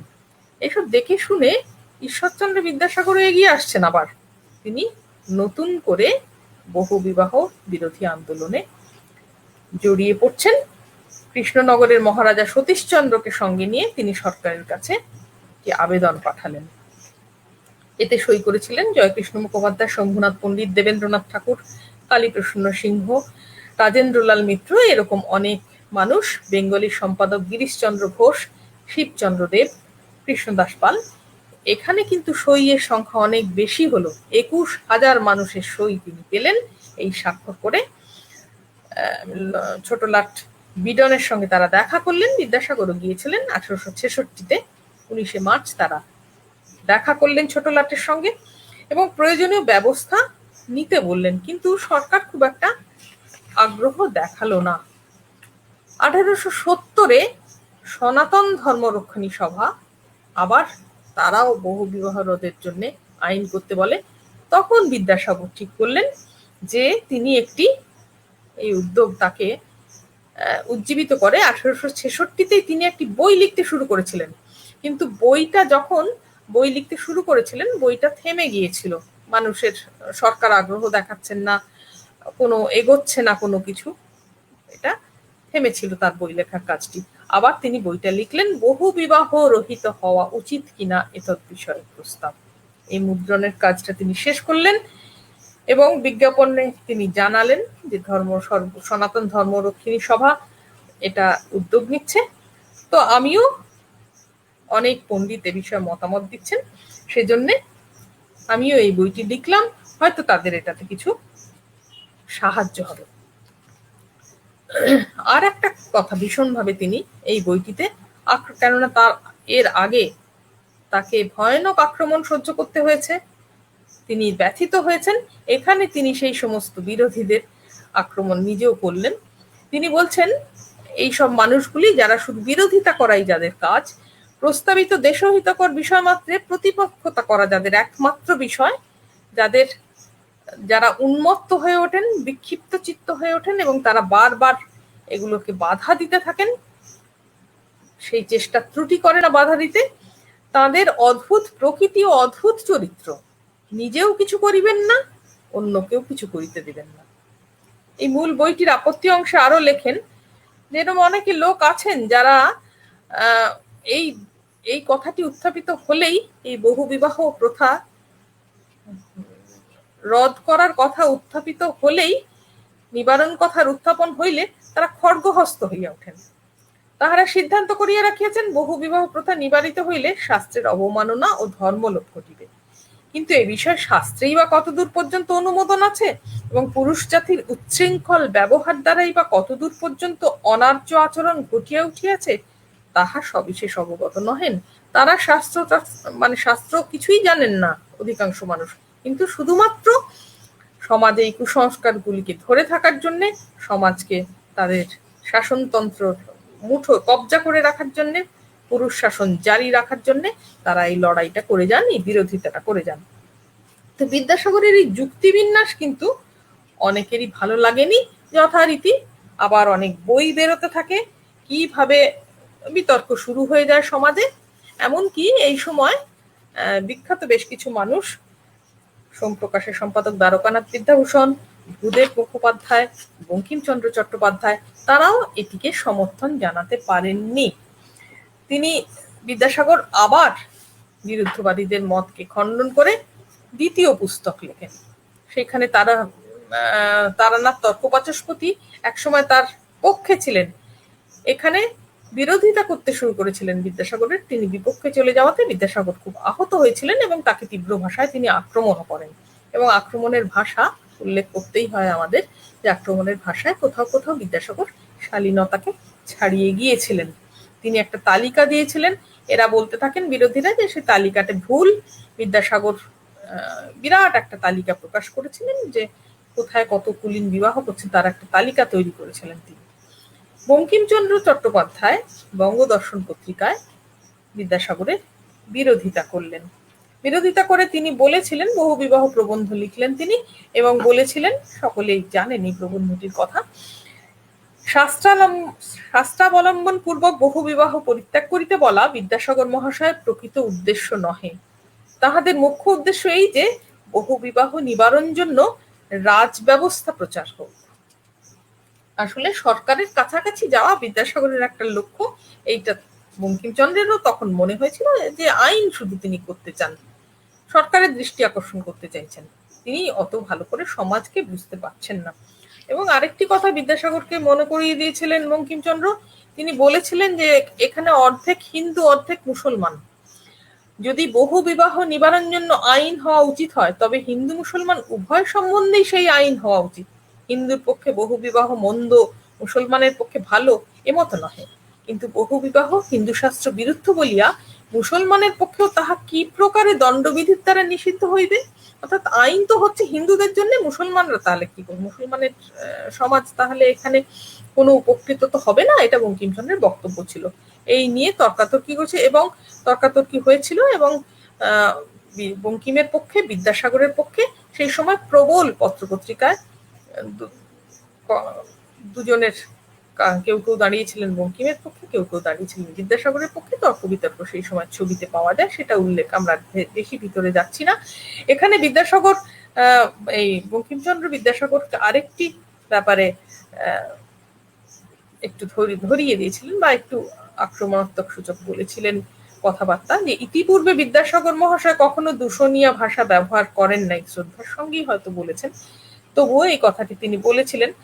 কিন্তু এই পুস্তকে দেখিলাম তিনি আত্মবিস্মৃত হইয়াছেন, সভারূঢ় বিচারমত্ত তৈলোজ্জ্বল ললাট বিশিষ্ট নৈয়ায়িক দিগের ন্যায় তিনি প্রতিবাদীগণকে গালি দিয়াছেন। আসলে বিদ্যাসাগরও নিরন্তর আক্রান্ত হতে হতে, আহত হতে হতে তিনিও এক সময় হয়তো ধৈর্য হারিয়েছিলেন খানিকটা। যাই হোক, এদের এই সময়ের বিতর্ক আমরা দেখতে পাই, কিন্তু এই সময় আইন করা যায়নি। এক সময় বিদ্যাসাগর হতাশ এবং ক্লান্ত হয়ে এইটার নিয়ে আর বেশি লড়াই করতে এগিয়ে যাননি। কিন্তু আমরা লক্ষ্য করলে দেখব যে সেই সময় পত্রপত্রিকায় কি নিষ্ঠুর ঘটনা উল্লেখ হচ্ছে। যে 50 বছর, একটি পত্রিকা সঞ্জীবনীর একটি খবর আমরা দেখতে পেয়েছি যে 50 বছর বয়স্ক একজন কুলীন, তার মাত্র 112টি তিনি বিয়ে করেছেন, তার মধ্যে অর্ধেক স্ত্রী মারা গেছেন, এবং যারা বেঁচে আছেন তারা বাপের বাড়িতে অত্যন্ত হীন অবস্থায় তারা বাস করছে, 2-1টি স্বামীর সহিত বাস করিতে আজ্ঞা পাইয়াছে। এটা 1885-তে বেরোচ্ছে। পরিচারিকা মেয়েদের জন্য যে পত্রিকাটি, মেয়েরাও একসময় পরবর্তীকালে সম্পাদনা করেছেন, 1297-তে এই কুৎসিত প্রথাটার ভীষণ নিন্দা করা হয়েছিল। তারা বলছে, একটা ঘটনার উল্লেখ করে বলছে যে 14 জন কুমারীর একসঙ্গে বিয়ে হচ্ছে একজন 60 বছর বয়সে বৃদ্ধের সঙ্গে, এইরকম অর্ধচন্দ্রাকারে সব দাঁড়িয়েছে, আর তাতে 4-5 বয়সী কন্যাও আছে, 24 বছর 25 বছর কন্যাও আছে। তো এদের বিয়ে হচ্ছে, এই বর্ধমানের একজন পাত্রের কথা তারা উল্লেখ করছে। তো এইরকম দুঃখের চিত্র প্রচুর পেয়েছি আমরা। এবং কুলীন মেয়ের বাবা তার পাত্র জোগাড় করতে না পেরে গাছের গলায় মালা, গাছের সঙ্গে বিয়ে দিয়ে দেওয়া হতো। এরকম পত্রিকায় একটি অত্যন্ত দুঃখ করে একটি মেয়ে চিঠি লিখছে, যুবতী মেয়ে, যে আমার বাবা আমার বিয়ে দিতে পারেননি, বসন্ত আগত প্রায়, আমার কি করছেন জানেন, আমার বাবা আমার সঙ্গে গাছের বিয়ে দিচ্ছেন, এবং যদি এই গাছটি মরে যায় আমাকে তার সঙ্গে সহমরণে যেতে হবে। কোনো কোনো কুলীন মেয়ে, তারা কোনোদিন স্বামীকে চোখে দেখেননি। সোমপ্রকাশ পত্রিকায় চিঠি লিখছেন একজন মেয়ে যে আমি একজনকে ভালোবেসেছি, আমি যুবতী, আমি কোনোদিন আমার স্বামীকে চোখেই দেখিনি। সম্পাদক মহাশয় কি বলেন, তিনি কি আমার আসল স্বামী, না আমি যাকে ভালোবেসেছি আমি তাকে বিয়ে করতে পারি? আমি কেন বিয়ে করব না? মেয়েরা প্রতিবাদী হচ্ছেন। সম্পাদক কিন্তু দ্বারকানাথ বিদ্যাভূষণ, বিখ্যাত সম্পাদক, তিনি কোনো উত্তর দিতে পারেননি। তো এই রকম পরিস্থিতি যখন ছিল, বিদ্যাসাগরকে সেই সময় থেমে যেতে হয়েছিল বটে, কিন্তু আমরা 100 বছর পরে 1955 আইন করে যখন বহু বিবাহ প্রথা বন্ধ হলো, তখন আমরা প্রমাণিত হয়ে গেল 100 বছর আগে দাঁড়িয়ে বিদ্যাসাগর কতটা একেবারেই ভুল ছিলেন না, তিনি তার বক্তব্যে কতটা দৃঢ় ছিলেন, দীপ্ত ছিলেন, এবং সমাজকে তিনি একেবারে ভিতরে ঢুকে গিয়ে সমাজকে তিনি কিভাবে দেখতে চেয়েছেন, দেখতে পেরেছেন, মেয়েদের জন্য তার অন্তর কতটা কেঁদেছিল, তা না হলে তিনি বারবার আক্রান্ত হয়ে, অপমানিত হয়েও নিজে এইভাবে এগিয়ে যেতেন না। এখানে শুধু নয়, এইগুলির ব্যাপারে বিদ্যাসাগরের এরকম আন্দোলন হয়েছিল, কিন্তু যেটা নিয়ে খুব একটা আন্দোলন হয়নি সেটার কথা আমরা একটু বলে আজকের আলোচনার শেষ করব। যে বিদ্যাসাগর যে সময় জন্মেছিলেন সে সময় তো স্ত্রী শিক্ষার প্রচলন ছিল না, আর বলা হতো সমাজে এগুলি বহুল প্রচলিত করে দেওয়া হয়েছিল, একেবারে নির্দিষ্ট করে 7টি-8টি বিধান দিয়ে দেওয়া হতো যে মেয়েরা পড়াশোনা করলে বিধবা হবে, মেয়েরা সন্তান হবে না, মেয়েদের সন্তান যদি জন্মায় সে মাতৃস্তন্য থেকে বঞ্চিত হবে, মেয়েরা লেখাপড়া শিখে পরপুরুষকে গৃহে আনবে, মেয়েরা স্বভাব চরিত্র নষ্ট হয়ে যাবে, এইরকম আরো বিধান তাদের সম্পর্কে একেবারে দেগে দেওয়া হয়েছিল। মেয়েদের পড়াশোনা করার কোনো উপায় ছিল না, লুকিয়ে লুকিয়ে অনেকে পড়তেন, অনেকে ছোট বয়সে বাড়িতে যাদের পড়াশোনা করার রেওয়াজ ছিল তারা বাড়িতে বসে পড়তেন, আর যাদের বিয়ে হয়ে গিয়ে ছোট বয়সে কেউ, এই যে কৈলাসবাসী দেবীর কথা উল্লেখ করেছি, তার 11 বছরে বিয়ে হয়েছিল, তিনি তার স্বামীর কাছে লেখাপড়া শিখে একটি বই লিখে ফেলেছিলেন। একটি নয়, একাধিক বই লিখেছিলেন, কিন্তু খুব ছোট বয়সে বই লিখেছেন। তো সেই সময় বিদ্যাসাগরের জন্মের আগেই কিন্তু মিশনারিরা এই আমাদের মেয়েদের পড়াশোনার ব্যাপারে তারা এগিয়ে এসেছিলেন দায়িত্ব নিয়ে। 1818-তে রবার্ট মে বলে একজন, তিনি মেয়েদের জন্য পড়াশোনার দরজাটি খুলে দেন, স্কুল তৈরি করেন। তাদের অর্থের অভাব ছিল না। তার মারা যাওয়ার পর 1821-এ মিস কুক, পরে তিনি মিসেস উইলিয়ামস হয়েছিলেন, তিনিও পড়াশোনার জন্য মেয়েদের পড়াশোনার দায়িত্ব নিয়ে মেয়েদের পড়াশোনা করানোর চেষ্টা করেন স্কুলে, কিন্তু এদের মূল উদ্দেশ্য ছিল ধর্ম প্রচার। ফলে আমাদের দেশের মানুষ একটু উচ্চ বর্ণের মানুষেরা বা তথাকথিত ভদ্র সমাজের মানুষেরা মেয়েদের এইসব স্কুলে পাঠাতেন না। ফলে এই স্কুলগুলিতে যারা যেত, খাবার দেওয়া হতো, পোশাক দেওয়া হতো, কিন্তু সেদিন তাতে লাভ খুব একটা, সাধারণ সমাজের লাভ খুব একটা হয়নি। একটু পরেই মেয়েরা স্কুল ছুট হয়ে যেত। এখানে মিশনারিদের পরে স্কুল সোসাইটির উদ্যোগেও অধীনে কয়েকটি গৌরীবাড়ি অঞ্চলে কিছু কিছু স্কুল তৈরি হয়। ছেলেরা তো পড়তোই, ছেলেদের স্কুলে মেয়েরা গিয়ে পরীক্ষা ব্যবস্থা, ছোট ছোট মেয়েদের পরীক্ষা দেওয়ারও ব্যবস্থা ছিল। রাধাকান্ত দেব কিন্তু এই ব্যাপারটিতে মেয়েদের স্ত্রী শিক্ষার ব্যাপারে একটু এগিয়ে এসেছিলেন, যদিও অন্তঃপুর শিক্ষাটাই তার প্রধান ভালোবাসার জায়গা ছিল, ভালো লাগার জায়গা ছিল। কিন্তু নিজের বাড়িতে তিনি মেয়েদের পরীক্ষা টরীক্ষা, ছেলেদের সঙ্গে মেয়েদের, ছোট ছোট মেয়েদের পরীক্ষা নিয়েছিলেন। আর তারপরে এখানে কলকাতার আশেপাশে বেশ কিছু 1824-25 সালের মধ্যে কিছু কিছু স্কুল তৈরি হয়। আমরা তারপরে, আর এই বিষয় পত্রপত্রিকার লেখালেখি কিন্তু শুরু হয়ে গিয়েছিল। শ্রীরামপুরের মিশনারিরাও এটাতে স্কুলের ব্যাপারে উদ্যোগ নিয়েছিল, কিন্তু ওই ধর্মপ্রচারের জন্য স্কুলগুলি জনপ্রিয়তা হারিয়েছিল। এর বিষয়ে বই লেখা শুরু হয়ে যায়। গৌরমোহন বিদ্যালঙ্কার স্ত্রী শিক্ষা বিধায়ক 1822 সালে বই লিখে ফেললেন, প্রথম বইটি। এবং এখানে একটু খুব সংক্ষেপে বলি যে দু ধরনের মতামত ছিল। একটা হচ্ছে অন্তঃপুর শিক্ষা, মেয়েরা অন্তঃপুরেই পড়বে, বাইরে যাবে না। আর একদল বলতে শুরু করলেন না, মেয়েরা বাইরে গিয়ে পড়াশোনা করবে। এই দুটি বিরোধ সমাজে চলছিল। এছাড়া তারপরে যেটা দেখা গিয়েছিল সেটা নিয়ে আমরা আজকে বিস্তৃত আলোচনা করব না, যে মেয়েরা কি ধরনের শিক্ষা পাবে। গৃহশিক্ষায় নিপুণা হবে তারা, সেই সন্তান মানুষ করার শিক্ষা পাবে, সেখানে খানিকটা বিজ্ঞানসম্মত জিনিস শেখানো হবে, নাকি মেয়েরা বাইরে গিয়ে ছেলেদের মতো করেই পড়াশোনা করবে, তারা বিভিন্ন বিষয় জানবে। যাই হোক, এই সময়ও বেশ কিছু বই টই লেখা শুরু হয়ে যায়। 1847-এ, আবার বলছি, তথাকথিত ভদ্র বাড়ির মেয়েদের জন্য কালীকৃষ্ণ মিত্র, নবীন কৃষ্ণ মিত্র, প্যারীচরণ সরকার এদের উদ্যোগে বারাসতে 1847-এ একটি বালিকা বিদ্যালয় তৈরি হয়। সে এখনো বিদ্যালয়টি আছে, বালিকা বিদ্যালয়টি। আর 1849-এ আপনারা সবাই জানেন যে বেথুন সাহেবের উদ্যোগে এবং আমাদের দেশীয় কিছু মানুষদের সমর্থনে বেথুন স্কুল, তখন বেথুন স্কুল নাম ছিল না, পরবর্তীকালে একটি বালিকা বিদ্যালয় স্থাপিত হয়েছিল। এবং এখানে অনেক মানুষ বিরোধিতা করেন, কিন্তু স্কুল থেমে থাকেনি। এই যে পড়াশোনা শুরু হলো, থেমে থাকেনি। এখানে আমাদের দেবেন্দ্রনাথ ঠাকুর, কালীকৃষ্ণ ঠাকুর, মদনমোহন তর্কালঙ্কার মেয়েদের এই স্কুলে ভর্তি করালেন। সৌদামিনী দেবীর কথা আপনারা জানেন, তিনি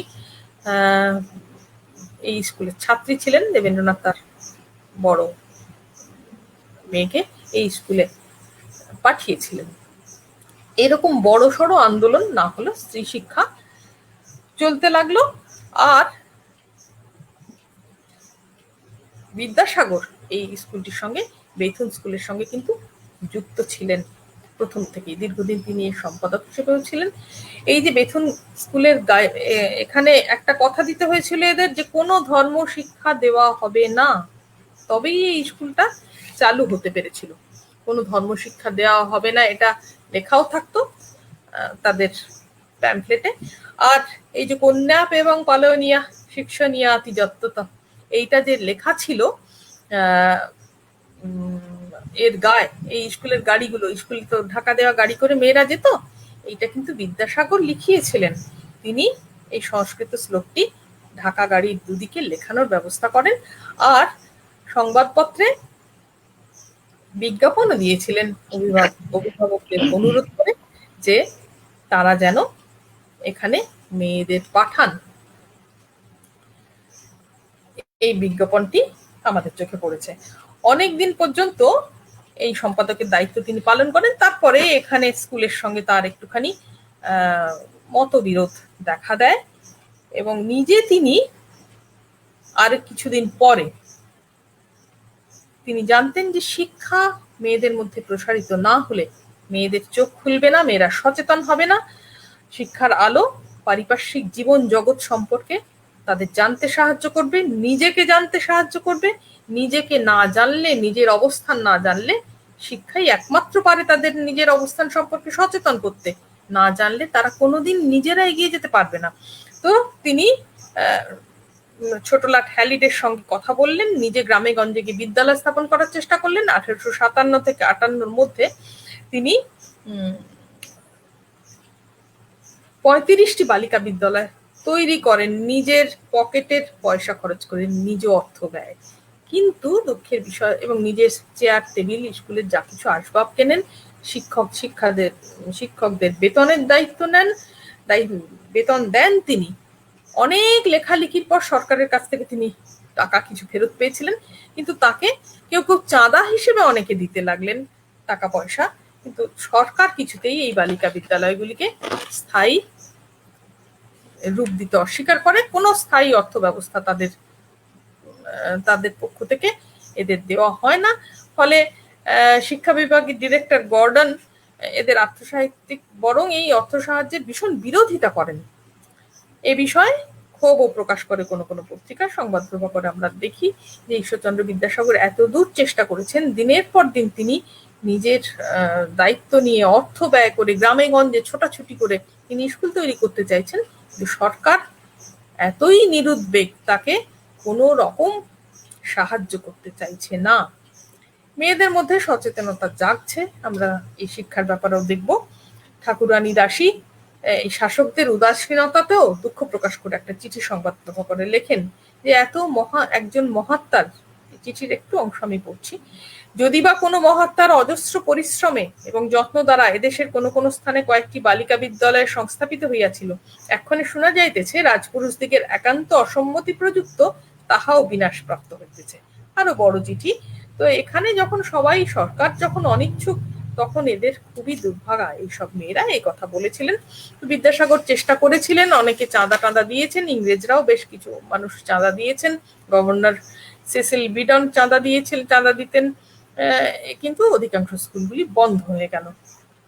তবে এর পরে 1866-তে শিক্ষিকা শিক্ষণ স্কুল খোলার একটা প্রস্তাব হয়, শিক্ষিকার অভাব দূর করার জন্য। যেমন এখন বিএড পড়ানো হয়, ট্রেনিং দেওয়া হয় টিচারদের। তো সেটাই কিন্তু বিদ্যাসাগর একটু আপত্তি করেছিলেন। তখন তিনি বলেছিলেন, হয়তো খানিকটা হতাশা থেকে, যে সব বাড়ির মেয়েরাই ছোট ছোট মেয়েদের বা মেয়েদের পড়াতে অস্বীকার করছে, সেখানে এটা খুলে খুব যে লাভ হবে তা হবে না। তা তিনি খুব সমর্থন করেননি, এটার বিরোধিতাই বরং করেন। কেশবচন্দ্র সেন কিন্তু এটার পক্ষে ছিলেন। কেশবচন্দ্র সেনের উদ্যোগে 1871-এ native female normal and adult school একটা চালু হয়েছিল। এটা থেকে রামতনু লাহিড়ির ভাইঝি রাধারানী লাহিড়ি, তিনি এখান থেকে ট্রেনিং নিয়েছিলেন। পরে তিনি বেথুন স্কুলের শিক্ষিকা হন, প্রধান শিক্ষিকাও হন। তবে কেশবচন্দ্র সেনের শিক্ষা ধারাটা, ওই যে বলছিলাম, তারা চাইতেন গৃহকর্মে নিপুণা, ধর্ম পরায়ণা, এই ধরনের মেয়েরা হবে, এরকম তাদের বক্তব্য ছিল। আমি এখানে উদ্ধৃত করছি না। তা বেথুন স্কুল এগিয়ে যাচ্ছিল, ছাত্রী সংখ্যা মাঝে একটু নিম্নমুখী হয়েছিল, পরে আবার তাদের ছাত্রী সংখ্যা বাড়তে থাকে। বিভিন্ন পত্রপত্রিকায় মেয়েদের, বামাবোধিনী পত্রিকা প্রশংসা করে। কিন্তু বিদ্যাসাগরের সঙ্গে যে বললাম, মিস পিগট বলে একজন ছিলেন, তার মিস পিগট বলে তার একটু মনোমালিন্য হবে বলে বিদ্যাসাগর এখানে আর বেশি দিন থাকেননি। তবে বিশ্ববিদ্যালয়ের দরজা যখন খুলে দেওয়া হয়েছে মেয়েদের জন্য 70-এর দশকে, তখন বিদ্যাসাগর সেটিকে ভীষণভাবে সমর্থন করেছিলেন। 1876-এ মেয়েদের কলকাতা বিশ্ববিদ্যালয় মেয়েদের প্রথম এন্ট্রান্স পরীক্ষা বসার অনুমতি দেয়। 1878 সালে কাদম্বিনী বসু, তিনি বিখ্যাত ডাক্তার ছিলেন, পরে কাদম্বিনী গঙ্গোপাধ্যায়, তিনি এই স্কুল থেকে এন্ট্রান্স পরীক্ষা পাশ করেন। এবং চন্দ্রমুখী বসু 1884 সালে এমএ পরীক্ষায় যখন পাশ করেন, বিদ্যাসাগর খুব খুশি হয়ে তাকে শেক্সপিয়ারের রচনাবলী উপহার দেন। তাতে তিনি লিখে দিয়েছিলেন, সজ্জন সমাজে প্রতিভাভাজন হও। মেয়েরা পড়াশোনা শিখে নিজের পায়ে দাঁড়াবে, এটাই তিনি চেয়েছিলেন। যদিও তিনি তার বাড়িতেও সেই চেষ্টা করেছিলেন, কিন্তু তার বাবা এর বিরোধী ছিলেন, সর্বত্র তিনি করতে পারেননি। তার মেয়েদের তিনি পড়াশোনা করিয়েছিলেন, সকলকে পড়াতে পারেননি, তাদের পরিবারের লোকজনকে। তো বিদ্যাসাগর এই প্রচেষ্টাটা তার ছিল, তার এই সদিচ্ছাটা ছিল, এবং মানসিকতাটা তো অবশ্যই ছিল।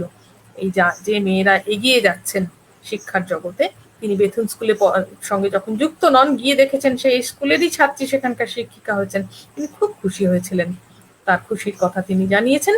তো সমাজ তাকে বারবার আঘাত করেছে, বিপরীত প্রান্তে উল্টো দিকে দাঁড়িয়ে মাথা উঁচু করে কিন্তু মেয়েদের অধিকার আদায়ের অক্লান্ত প্রয়াস, অক্লান্ত লড়াই তিনি করে গেছেন একের পর এক।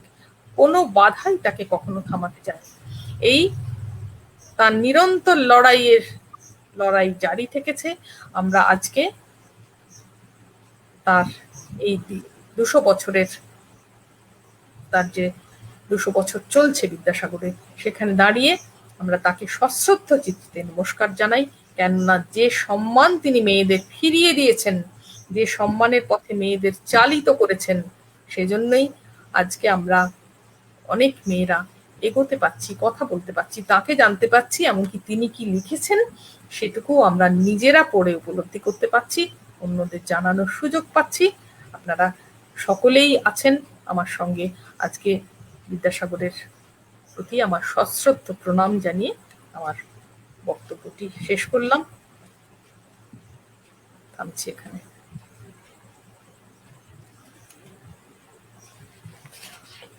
এতক্ষণ আমরা আলোচনা শুনছিলাম অধ্যাপিকা অনিন্দিতা বন্দ্যোপাধ্যায়ের কাছে। আমাদের যারা দর্শক ছিলেন, শ্রোতা ছিলেন, তারা খুবই ভালো লেগেছে বলে তাদের মন্তব্য করেছেন। যতগুলো আমি মন্তব্য পেয়েছি তাতে সবাই বলেছেন খুবই সুন্দর লেগেছে তাদের। একটা প্রশ্ন এসছে মাত্র এলো, যেটি এইটি হচ্ছে প্রশ্নটি।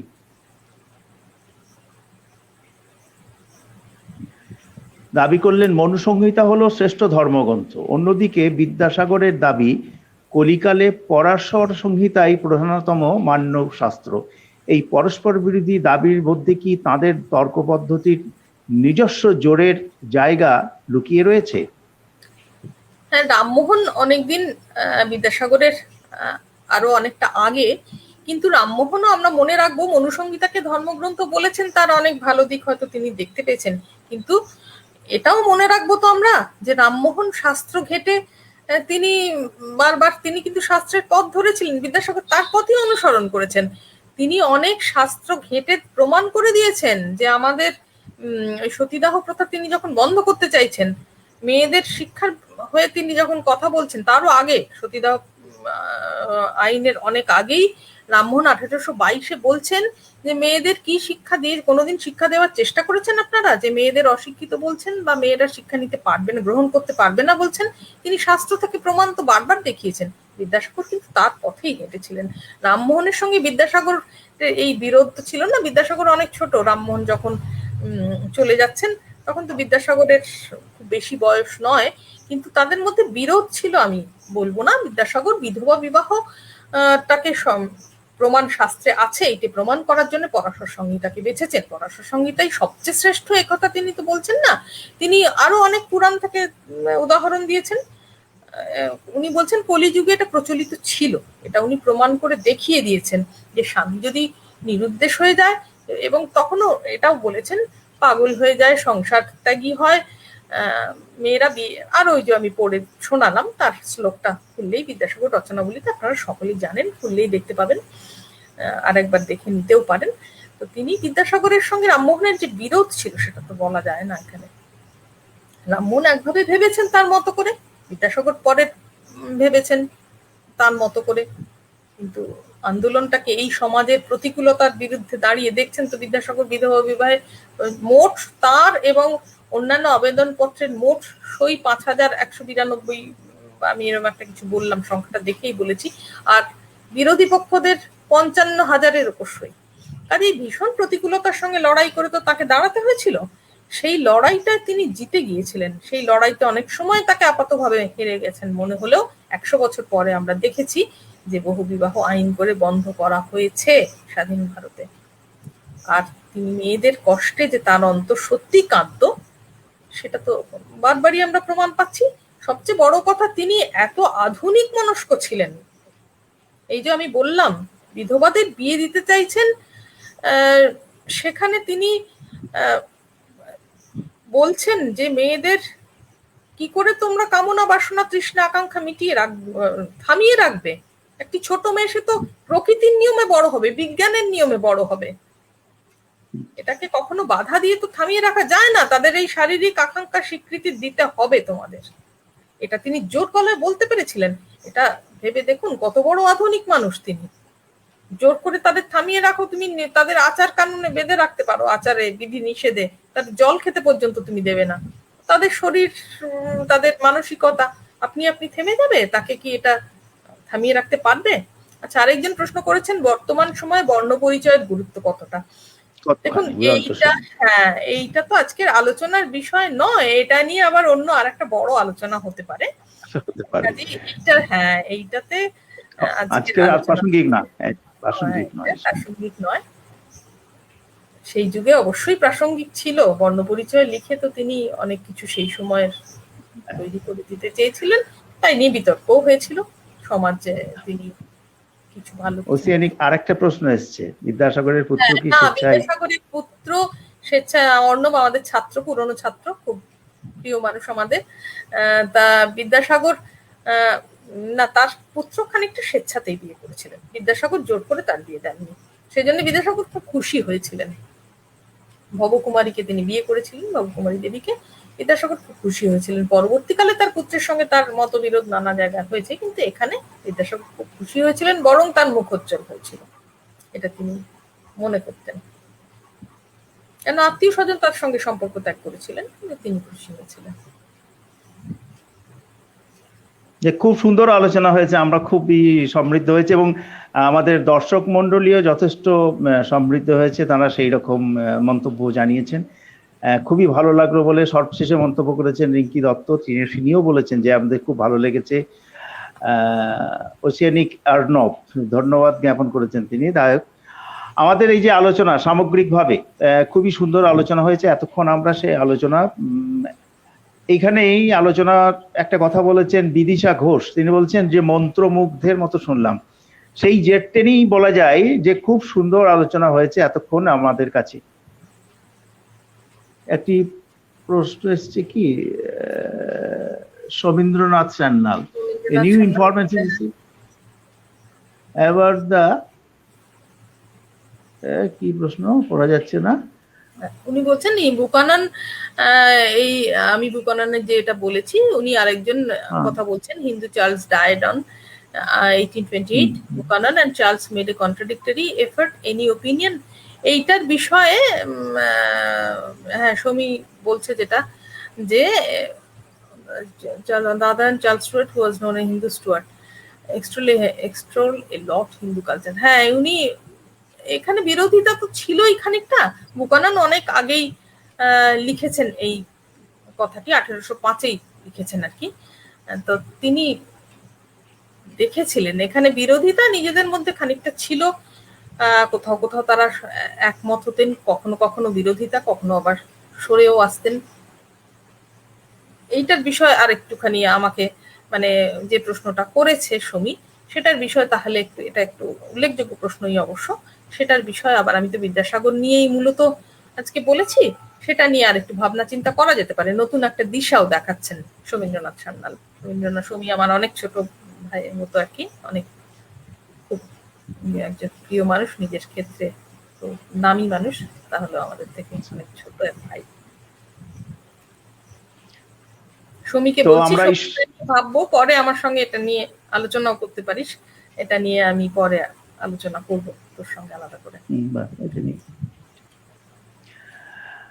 যাই হোক, এতক্ষণ ধরে আমরা যে খুব সুন্দর আলোচনা শুনছিলাম, সেইটা আমরা এতক্ষণ ধরে একটা মন্ত্রমুগ্ধের মতোই শুনছিলাম। এটা আবার জয়ন্ত সেন বলেছেন ভারতের শিক্ষা কান্ট্রি বিদ্যাসাগর, অথচ এই রাজ্যে ছাড়া প্রায় কোথাও এই নিয়ে কত স্বীকৃতি নেই। ঠিক, এটা ঘটনা আছে, কথা কি করা যাবে। খুবই সুন্দর। যাই হোক, এতক্ষণ ধরে আমরা যে আলোচনা শুনলাম, অনেকে আমাদের প্রশ্ন করেছিলেন, তার উত্তর যথাসাধ্য দেওয়ার চেষ্টা হয়েছে, অনেকেই ব্যাপারটা বুঝিয়েছেন।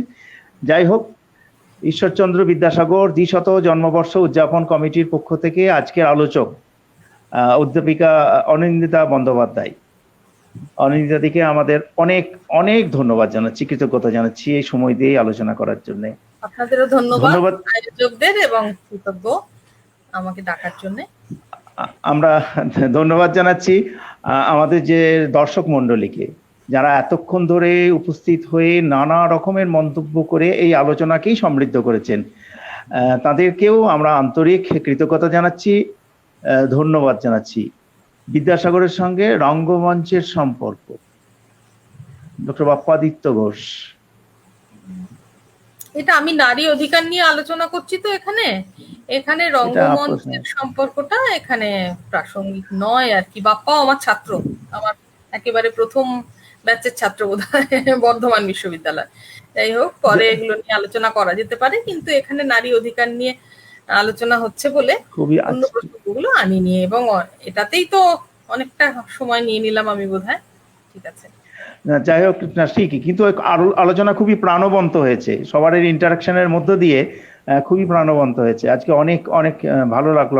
আমাদের যে দর্শক ছিলেন, যারা মন্তব্য করেছেন, তারাও বিপুল সংখ্যক। আজকে আমরা এক নাগারে প্রায় ৮০-৮৫ জন দর্শক আমরা পৌঁছে গেছিলাম, যারা এবং মন্তব্য করেছেন অনেকজনই, খুবই সমৃদ্ধ করেছেন আমাদের এই আলোচনাকে। ফলে আমাদের যেমন আলোচককে ধন্যবাদ জানাচ্ছি, কৃতজ্ঞতা জানাচ্ছি, আমাদের দর্শক মন্ডলীকেও আমাদের ধন্যবাদ জানাচ্ছি, কৃতজ্ঞতা জানাচ্ছি আমাদের সঙ্গে থাকার জন্য। এই সঙ্গে জানিয়ে রাখি যে আগামী ৪ঠা জুলাই, পরের রবিবার রাত ৮টায় ঈশ্বরচন্দ্র বিদ্যাসাগর দ্বিশত জন্মবর্ষ উদযাপন কমিটি বীরভূমের এই ফেসবুক লাইভ পেজেই আলোচনা করবেন আসাম বিশ্ববিদ্যালয় শিলচর এর প্রাক্তন উপাচার্য, বিশিষ্ট গবেষক অধ্যাপক ডক্টর তপোধীর ভট্টাচার্য। তাঁর বিষয় সময় পথিক বিদ্যাসাগর। অধ্যাপক তপোধীর ভট্টাচার্য এখানে আলোচনা করবেন সময় পথিক বিদ্যাসাগর এই বিষয়ের উপরে। সবাইকে ওই দিন আলোচনা সভায় যোগদান করার জন্য, এই আলোচনা শোনার জন্য ঈশ্বরচন্দ্র বিদ্যাসাগর দ্বিশত জন্মবর্ষ উদযাপন কমিটি বীরভূমের পক্ষ থেকে সাদর আমন্ত্রণ জানাচ্ছি। এবং সেই সাথে আজকের সবার সহযোগিতার মধ্য দিয়ে আজকের যে একটি প্রাণবন্ত আলোচনা সভা আমাদের অনুষ্ঠিত হলো, সেই জন্য সবাইকে যথাযোগ্য নমস্কার, শ্রদ্ধা এবং ধন্যবাদ জানিয়ে, কৃতজ্ঞতা জানিয়ে আজকের আলোচনা সভা আমরা শেষ করছি। নমস্কার।